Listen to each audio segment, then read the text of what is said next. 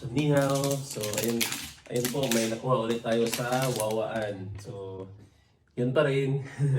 Hindi pa rin ako naka-video nung pagkuha ko nito kasi ako lang mag-isa nung time na yun. So, mahirapan akong maglaro at the same time mag-video sa sarili ko. So, ito, nakuha ko. Worth of 950 po siya sa machine. So, nakuha ko lang to. So, nagastos natin mga 100 yun. Nakuha din natin. So, mahirap siya kunin. So, buti na lang nakuha ko. So, gagawin natin na yun. Bubuksan natin. So, as you see in the picture ko. So, titingnan natin kung ganito po talaga yung loob niya. Parang sa tingin ko, or do talaga para sa liay siya eh. Para sa long travel talaga. Parang sleeping pillow. So, bubuksan natin. Tanggalin natin ito. Yan. Yan. So, ganda na yung pagkabalot niya, no?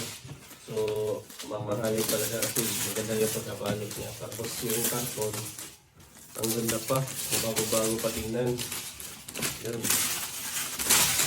Yan. Oo, ito po sa picture, oh. So, sleeping pillow talaga siya. Yung mga pampang-biyahe or sa during break time nyo.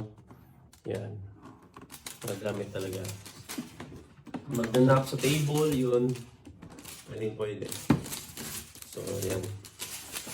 May tape pa ata dito. So, tanggalin natin yung tape. Dito sa gitna. Yan. So, bukas na. Yun. So, ito yung laman. So, napakaganda yung kulay, no? Yan. Napakaganda ng kulay. Yun.